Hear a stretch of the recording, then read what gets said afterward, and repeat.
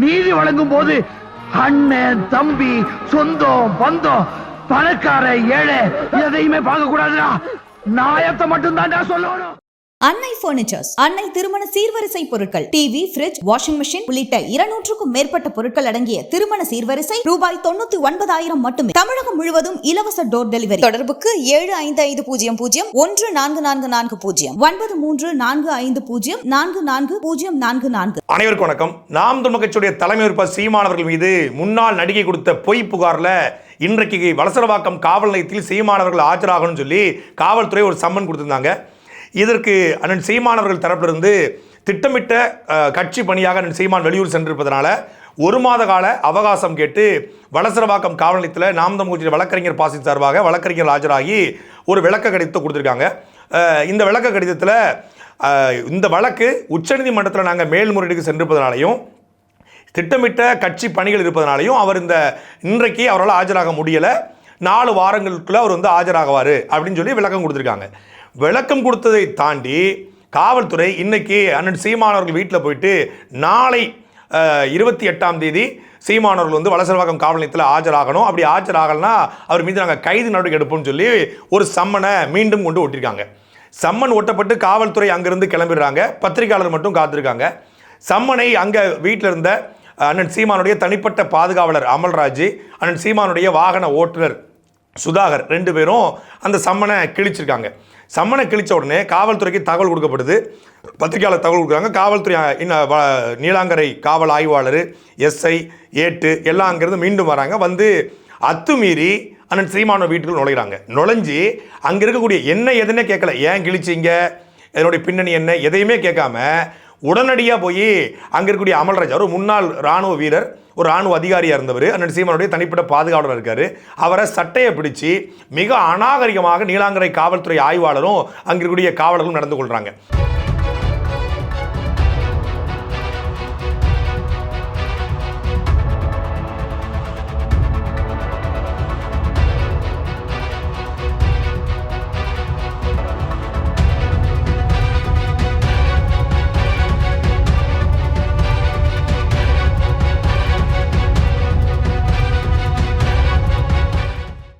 அதற்கு பிறகு அவரை தரதரன்னு எடுத்துட்டு அவர் எதுக்குன்னு கேட்குறாரு, ஏன் என்னை பிடிக்கிறீங்கன்னு கேட்குறாரு.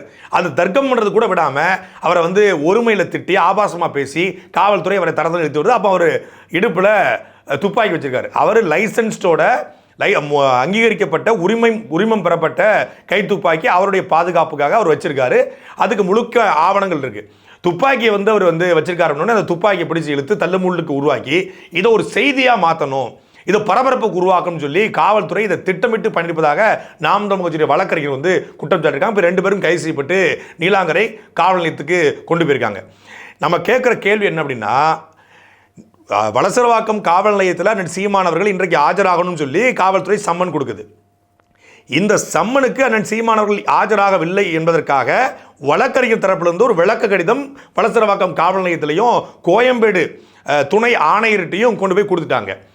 இதற்கு நடுவில் உடனடியாக நீலாங்கரை காவல் நிலையத்துக்கு தகவல் கொடுத்து நீலாங்கரை காவல் நிலையத்துக்கு ஒரு மெயில் அனுப்பி நீங்கள் சம்மனை அண்ணன் சீமான் வீட்டில் ஒட்ட வச்சுருக்காங்க. இப்போ நீலாங்கரை காவல்துறைக்கு அனுப்பி அந்த சம்மன் அண்ணன் சீமான் வீட்டில் ஒட்டின காவல்துறைக்கு அண்ணன் சீமானவர்கள் எங்கே இருக்காங்கன்னு தெரியாதா? நீலாங்கரைக்கு அனுப்பின அதே சம்மனை நீங்கள் ஓசூரில் அண்ணன் சீமான் கலந்தாவில் இருக்காரு, ஓசூர் காவல்துறைக்கு அனுப்பியிருக்கலாமே. ஓசூர் காவல்துறைக்கு அனுப்பி நீங்கள் சீமான் கையில் கொண்டு கொடுத்துருங்க. சம்மந்தப்பட்ட நபர்கிட்ட சம்மன் கொடுக்கணும். அவர் வாங்க மறுத்தா, அவர் அப்ஸ்கானில் இருந்தா, அவர் ரீச் பண்ண முடியாத இடத்துல இருந்தால் வீட்டில் ஒட்டுவதுலேருந்து ஒரு லாஜிக் இருக்குது, நியாயம் இருக்குது. இப்போ அண்ணன் சீமானவர்கள் காலையில் 10 மணிக்கு தான் பத்திரிகையாளர் சந்திப்பு நடத்திருக்காரு. அது இணைய வழிகளில் வந்திருக்கிறது. உளவுத்துறைக்கு அண்ணன் சீமான் எங்கே இருக்காருன்னு தெரியும். பயண திட்டம் ஏற்கனவே இணைய வழிகளில் போட்டிருக்காங்க. அப்போ ஓசூரில் கொடுக்கலாம். சரி, ஓசூரில் கொடுக்க முடியலங்க, நாங்கள் வீட்டில் தான் கொண்டு போய் சம்மனை கொடுக்கணும்னா வீட்டில் அண்ணன் சீமானுடைய உதவியாளர் இருந்தாங்க, அண்ணன் சீமானுடைய மனைவி இருந்தாங்க, அவங்ககிட்ட முறைப்படி நீங்கள் சம்மனை கொடுத்து நீங்கள் சீமான்கிட்ட கொடுத்துருங்க அப்படின்னு வந்திருக்காங்க. சரி, ஒட்டிட்டீங்க. ஒட்டுன அந்த சம்மனை எப்படி படிக்கிறது? ஒட்டுன சம்மனை கேட்டில் நின்று படிச்சுட்டு போவாங்களா? இப்போ சம்மன் வந்திருக்குன்னு சொல்லி நாம் தமிழர் கட்சி வழக்கறிஞர் பாசத்துக்கு தகவல் சொல்லணும், சீமானுக்கு தகவல் சொல்லணும். அதை கிழிச்சாதானே சம்மனை அனுப்ப முடியும். சம்மன் எடுத்து ஃபோட்டோ எடுத்து அனுப்பி விட்றதா? இல்லை ஒவ்வொருத்தரை பார்த்து போகிறதா? ஒரு கட்சியினுடைய தலைவர், ஒரு அங்கீகரிக்கப்பட்ட கட்சியினுடைய தலைவர், அவரை எந்த மாதிரி நீங்கள் அணுகுறீங்க? காவல்துறைக்கு முழுக்க முழுக்க தமிழ்நாடு அரசாங்கமும் திமுகவுடைய வழக்கறிஞரையும் கொடுத்த முழுக்க பிரஷரின் காரணமாக காவல்துறை ஒரு பொய் வழக்கு என்று தெரியும். முழுக்க முழுக்க அப்பட்டமான பொய் வழக்கு. 2011 கொடுத்த புகாரை 2012 வாபஸ் வாங்குறாங்க. மீண்டும் 2023 கொடுத்த புகாரை 2023 வாபஸ் வாங்குறாங்க. பல முறை வேடந்தாங்கல் பறவை போல கர்நாடகாவுக்கும் தமிழ்நாட்டுக்கு வந்து ஒரு பிரச்சனையை கிளப்பி தனக்கு இருக்கிற ஏதாவது ஒரு ஆதாயம் கிடைத்து விடாதா, ஒரு அட்டென்ஷன் கிடைத்து விடாதா என்று எதிர்பார்க்கக்கூடிய ஒரு நடிகையினுடைய பொய் வழக்க உச்சநீதிமன்றம் மிக தெளிவாக சொல்கிறது. உச்சநீதிமன்றத்தில் ஒரு வழக்கு இருக்கும் பொழுது அந்த வழக்கு சம்பந்தமாக எந்த நடவடிக்கையும் மேல் நடவடிக்கை எடுக்கக்கூடாதுன்னு சொல்லியிருக்காங்க. இப்போ நேற்றே இந்த நாளே உச்சநீதிமன்றத்துக்கு போயிட்டாங்க. இன்னைக்கு நம்பர் ஆயிடுச்சு. திங்கக்கிழமை இந்த வழக்கில் ஹியரிங் வரப்போகுது. தமிழ்நாடு உயர்நீதிமன்றம் இந்த வழக்கில் தீர்ப்பு சொல்லலை. இல்லை தீர்ப்பு சொல்றதுக்கு இன்னும் சார்ஜ் ஷீட் போட்டு ட்ரையல் நடத்தாத தீர்ப்பு சொல்லலை. ஒரு புகார், அந்த புகாரைத்தான் நீதிபதி இந்த புகாரில் முகாந்திரம் இருக்கா என்று விசாரித்து 12 வாரத்துக்குள்ள குற்றப்பத்திரிகை தாக்கல் பண்ணுங்க அப்படின்னு சொல்லியிருக்காங்க. குற்றப்பத்திரிகை இன்னும் தாக்கல் செய்யலை. குற்றப்பத்திரிகை தாக்கல் செய்வதற்கு சீமான் வளசரவாக்கம் காவல் நிலையத்துக்கு அவர் வாக்குமூலம் கொடுக்கணும், அவர் விசாரிக்கணும். எத்தனை தடவை இந்த வழக்கில் விசாரிப்பீங்க? ஏற்கனவே கடந்த ஆண்டு 2023 ஒரு புகார் கொடுத்து அந்த புகாரில் சீமானவர்கள் ஆஜராகி கிட்டத்தட்ட 4 மணி நேரத்துக்கு மேலே தன் தரப்பு விளக்கத்தை, நியாயத்தை, ஆதாரங்களோடு சொல்லிட்டு வந்திருக்காரு. அந்த விளக்கம் உங்களுக்கு பத்தாம மீண்டும் அண்ணன் சீமானவர்களை இந்த காவல் நிலையத்துக்கு வரவழைக்கணும் அப்படிங்கிறது கைது செய்வதற்கா இல்லை திட்டமிட்டு அசிங்கப்படுத்துவதற்கா? பெரியாருடைய வழக்கில் தமிழ்நாடு முழுக்க பெரியார் பிரச்சனையில் 70 வழக்குகள் தமிழ்நாடு காவல்துறை போடுது. திமுக காரங்க, திராவிட இயக்கம், தாப்பைத்திக கொடுத்த புகாரில் அந்த வழக்கில் கைது பண்ணால் அது சீமானுக்கு மைலேஜ் ஆயிரும். ஏன்னா பெரியாரை எதிர்த்து பேசி சீமான் கைது செய்யப்பட்டாருங்கிறது சீமானுக்கு மிகப்பெரிய மைலேஜ் ஆயிரும். அதனால் அதில் கைது பண்ணாதீங்க. வேற எந்த வழக்கில் கைது பண்ணாலும் அவருக்கு ஒரு பெரிய மைலேஜ் ஆயிரும், பொலிட்டிக்கல் கெயின் ஆயிரும். அப்போ இந்த மாதிரியான ஒரு குற்றச்சாட்டில் கைது செய்யப்படும் பொழுது சீமான் கட்சியினர் எப்படி எதிர்கொள்ள முடியாது. பெண்கள் இந்த கட்சியில் அதிகமாக இருக்காங்க, பெண்களுக்கு முக்கியத்துவம் கட்சியாக இருக்கு, அப்படிப்பட்ட தலைவரே பார்த்தீங்களா எப்படி நடந்திருக்காரு அப்படின்னு காட்டுவதற்காக திட்டமிட்டு முழுக்க கடந்த 1 மாத காலம் டிஎம்கேவோட லீகல் விங் வேற எந்த வேலையும் பார்க்கல. இதே வேலையாக உட்காந்துக்கிட்டு இந்த வழக்கில் என்னென்ன பண்ணலாம். ஒரு காவல்துறைக்கு லீகல் விங் இருப்பாங்க. அந்த லீகல் விங் காவல்துறைக்கு செயல்படுறதில்ல. டிஎம்கேவோட லீகல் விங், டிஎம்கேவுடைய வழக்கறிஞர் அணியுடைய மாநில பொறுப்பாளர்கள் எல்லாம் உட்கார்ந்துக்கிட்டு 1 மாதமாக இதே வேலையாக உட்கார்ந்து நீதிமன்றத்தில் கடுமையான பிரஷரை கொடுத்து, அழுத்தத்தை கொடுத்து, காவல்துறைக்கு கடுமையான அழுத்தத்தை கொடுத்து திட்டமிட்ட சீமானவர்கள் குறித்த இந்த செய்தியை பேசுபடுபொருளாக மாற்றணுங்கிறதுக்காக தான் இன்னைக்கு அண்ணன் சீமான் வீட்டில் அத்துமீறி காவல்துறை நுழைந்து 2 பேரை கைது பண்ணியிருக்குது. அண்ணன் சீமான் வீட்டில் பெட்ரோல் குண்டு போடுவதற்காக தாப்பேதிகாவை சார்ந்தவர்கள் 10 பேர் ராயப்பேட்டை திட்டமிட்டாங்கன்றீங்க. அந்த ராயப்பேட்டில் 10 பேர் பெட்ரோல் குண்டு போடுவதாக சொல்லி சட்டம் ஒழுங்கு சீர்கேடை ஏற்படுத்த முயன்ற அந்த 10 பேரை இப்படி தான் குண்டாந்தடியாக நீங்கள் கைது பண்ணீங்களா? அந்த வீடியோக்கள் எடுத்து சமூக வலைதளங்களை பரப்புனீங்களா? அது என்ன நாம் தமிழ் கட்சி சம்மந்தப்பட்ட செய்தியாக இருந்தால் உடனடியாக பத்திரிகையாளர்களுக்கு செய்தி கொடுக்கப்படுது, பிரேக்கிங் நியூஸில் வருது. சன் டிவிக்காரன் விழுந்து செய்தியை போட்டு கை துப்பாக்கி அவர் எங்கே எடுத்து காட்டினாரு? அவரை சட்டையை பிடிச்சி இழுக்கும் பொழுது துப்பாக்கி அங்கே இருக்குது. துப்பாக்கி என்னன்னு சொல்லி காவல்துறை கேட்குறாங்க. அவர் துப்பாக்கி பிடிக்கிறார். இப்போ நீ துப்பாக்கி எடுத்து அவங்க எடுத்துடக்கூடாது, அவங்க எடுத்து ஏதாவது தவறாக பயன்படுத்திட்டு இவர் மேலே பழியை போடக்கூடாது. அவர் துப்பாக்கியை, அவருடைய துப்பாக்கி ஒரு உரிமம் பெற்ற துப்பாக்கி, அதுக்கான எல்லா ஆவணங்களும் இருக்கிறது. அதை அவர் பொத்துறாரு. உடனே அதை எடுத்து ஜூம் பண்ணி போட்டு கை துப்பாக்கியை காட்டிய பாதுகாவலர் அவருக்கு துப்பாக்கி எப்படி வந்தது, துப்பாக்கி எப்படி வந்திருக்கும், வாங்கியிருப்பார் வந்திருக்கும்.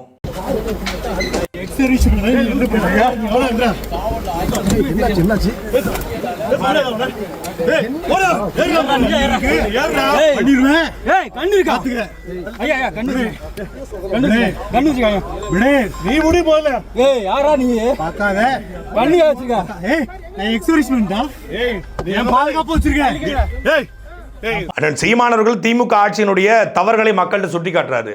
திமுக கூடிய அநீதிகளை, அக்கிரமங்களை, திமுக செய்கிற ஊழலை, கனிமவள கொள்ளைய, ஆற்றுமணல் கொள்ளைய, பரந்தூர் விவகாரத்தில் திமுக செய்த துரோகங்களை இன்னைக்கு மத்திய அரசு சொல்லுது. திமுக தான், மாநில அரசு தான் பரந்தூரில் இடம் எடுக்கணும்னு கிடைச்சி. நாங்கள் ஏர்போர்ட் தான் கேட்டோம், பரந்தூரை நாங்கள் கேட்கல.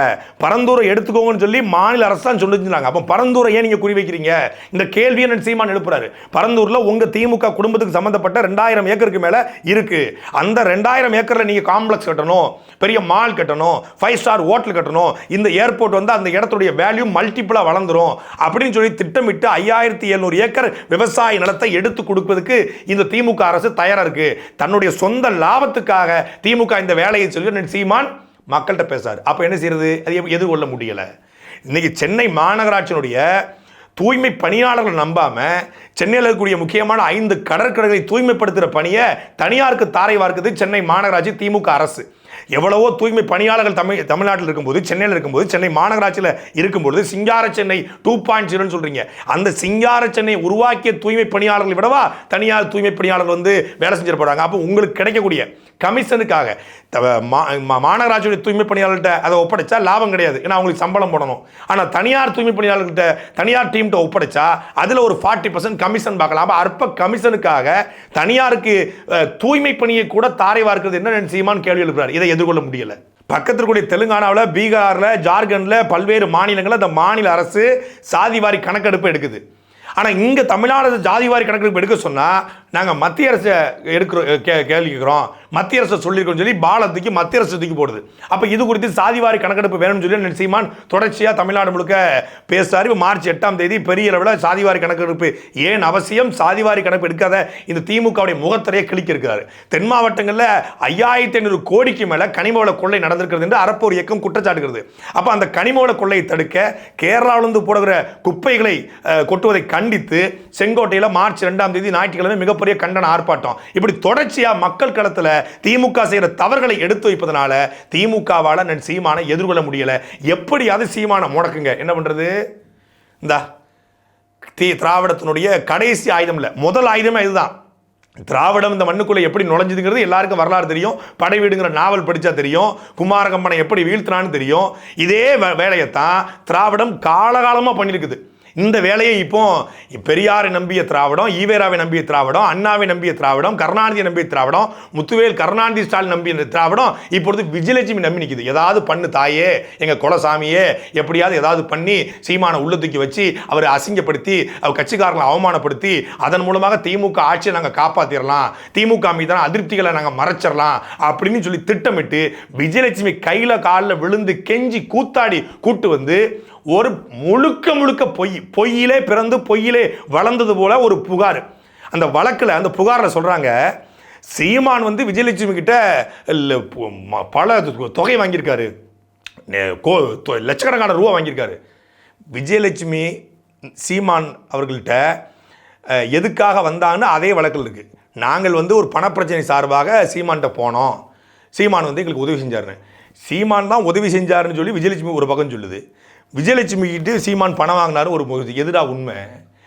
விஜயலட்சுமிக்கு சீமான் மாதம் 50,000 பணம் போட சொன்னார், பணம் போட்டிருக்காங்க அப்படின்னு ஒரு குற்றச்சாட்டு ஒரு பக்கம். இன்னொரு பக்கம் சீமான் பணம் வாங்கினாருன்னு சொல்கிறாங்க. சீமான் பணம் வாங்கினது உண்மையா, இல்லை சீமானுக்கு அவங்க பணம் கொடுத்தது உண்மையா, இல்லை சீமான் வாங்கினது உண்மையா? எது உண்மை? ஏதாவது ஒன்று தானே உண்மையாக இருக்க முடியும். ஒன்று பணம் வாங்கிட்டு கொடுத்துருக்கணும். பணம் வாங்கினாருன்னு சொல்லி நீதிபதி வந்து ஒரு குற்றச்சாட்டை முன் வைக்கிறாரு. அந்த புகாரில் இருக்குது. ஆமாம், அவங்க வந்து வாழும் கண்ணகி, அவங்க சொல்கிறது எல்லாமே உண்மையாக மாறிடும். முழுக்க பொய். அவங்க கெஞ்சி கூத்தாடினது ஒரு 50,000 ரூபாய்க்கு வழி இல்லாமல் போச்சு. 50,000 ரூபா கொடுத்தா தான் எங்கள் அக்காவை வந்து இங்கேருந்து அங்கே கூட்டு போக முடியும், இல்லைன்னா வீரலட்சுமி என்னை கொன்றுவா, வீரலட்சுமி சொல்லி நான் கிணத்துல விழுந்து செத்து போயிடணும், 2 போனை விழுந்துரும், 2 பேர் செத்து போனால் அது சீமான் மேலே பழி விழுந்துடக்கூடாது, அதனால் தயவு செய்து காப்பாற்றுங்கன்னு சொல்லி கதறி அழுது வழக்கறிஞர் அணி மூலமாக ஒரு 50,000 ரூபாய் போட்டு போய் தொலைன்னு அனுப்பிச்சுட்டோம். அந்த 50,000 ரூபாய் கூட வக்கில்லாத விஜயலட்சுமி தான் அண்ணன் சீமானுக்கு பணம் கொடுத்தாங்களா? இப்படி பல கேள்விகள் இருக்குது. இப்போ இந்த வழக்கு முழுக்க ஒரு அபாண்டமான ஒரு என்ன சொல்கிறது, ஒரு கட்சியின் ஒரு ஆளுமையாக இருக்கக்கூடியவங்களை என்ன பண்ணுறது, எப்படி அசிங்கப்படுத்தலாம், அசிங்கப்படுத்தி மிரட்டி பணம் பறிப்பது ஒரு பக்கம். பணத்துக்கு பணம் கொடுக்க மாட்டாங்க, எத்தனை தான் மிரட்டினாலும் பயப்பட மாட்டாங்கன்னா புகாரை கொடுத்து காவல் நிலையத்தில் செட் பண்ணி அவங்கள வந்து கேவலப்படுத்த ஒரு பக்கம். இது 2வது வகை. இப்படி பல்வேறு வழக்குகள் தமிழ்நாட்டில் நடந்திருக்கிறது. இதை உச்சநீதிமன்றம் எப்படி அணுகும்? இந்த மாதிரி ஒரு வழக்கு போச்சுன்னா உச்சநீதிமன்றம் இந்த வழக்கை அப்படியே தூக்கி தூர போட்டுருவான். உச்சநீதிமன்றத்தில் இது போன்ற வழக்குகள் 1000 வழக்குகள் போயிருக்கு. அந்த வழக்கெல்லாம் உச்சநீதிமன்றம் வந்து லெஃப்ட் ஹேண்டில் டீல் பண்ணும். ஏன்னா இந்த போன்ற வழக்குகளை உச்சநீதிமன்றம் வந்து ஒருபோதும் அனுமதிக்காது. ஏன்னா இந்த வழக்கில் எந்த முகாந்திரமும் கிடையாது. ஆனால் இந்த முகாந்திரம் இல்லாத, நடவடிக்கையே எடுக்க முடியாத அப்படிப்பட்ட ஒரு வழக்கில் முடிஞ்ச அளவுக்கு அசிங்கப்படுத்துவோம். கைது தானே பண்ண முடியாது, பரபரப்பாக்குவோம் செய்தியை, ஊடகங்களை பேசப்படும் பொருளாக மாற்றுவோம், ஊடகங்களை வச்சு பேச வைப்போம், யூடியூப்பில் வச்சு பேச வைப்போம். நீங்கள் பெரியார் குறித்து பேசியதற்கு மறுப்பு பேசினா சீமான் பேசுவார், கருணாநிதி ஆட்சி நல்லாட்சின்னு சொன்னா சீமான் மறுத்து பேசுவாரு, ஸ்டாலின் ஆட்சி நல்லாட்சின்னு சொன்னா சீமான் மறுத்து பேசுவாரு. இந்த வழக்குல சீமான் மறுத்து பேச மாட்டாரு, அவர் கண்ணியமா கடந்து போக நினைப்பாரு, தினம் இந்த வழக்கை பத்தி பேசிட்டு இருக்க மாட்டாரு. அப்ப தொடர்ச்சியா நம்ம பேசுவோம், அவருடைய கண்ணியத்தை கேள்விக்குறியாக்குவோம், அவரை கட்சியினர் அணுக முடியாத இடத்துக்கு தள்ளுவோம்னு சொல்லி திட்டமிட்டு திமுகவுடைய ஐடி விங்கு, திமுகவுடைய லீகல் விங்கு, ஒரு கவர்மெண்ட், மொத்த அரசு இருக்கு இல்லையா, ஒரு அரசு, ஒரு சிஸ்டம் இந்த விஜயலட்சுமி வழக்கை எடுத்து செயல்படுது. எழுதி வைத்துக் கொள்ளுங்கள், இந்த வழக்கில் 100 விழுக்காடு உச்சநீதிமன்றத்தில் திமுக அரசும் தமிழக காவல்துறையும் அசிங்கப்படும். அப்படித்தான் சவுக்கு சங்கருடைய வழக்கில் இந்த நீதிமன்றத்தில், உச்சநீதிமன்றத்தில் திமுக அரசும் தமிழக காவல்துறையும் அசிங்கப்பட்டது. நாங்கள் தொடர்ச்சியாக ஒருத்தரை விடுதலை பண்ணுவோம், அவருக்கு நாங்கள் கரிசனம் காட்டுவோம், நீங்கள் மீண்டும் மீண்டும் கைது பண்ணுவீங்களா, ஏன் 2வது முறை குண்ட சட்டம் போட்டீங்க அப்படின்னு கேட்டோடனே பதறி போயில குண்டா நாங்கள் ரத்து பண்ணிட்டாங்க முன்னாடியே அப்படின்னு உச்சநீதிமன்றத்தில் பம்முச்சு. என்னுடைய வழக்கில் இந்த பெயில மதுரையில் ரத்து பண்ணுறாங்க, அதுக்கு மேல்முறையீடு போகிறோம்.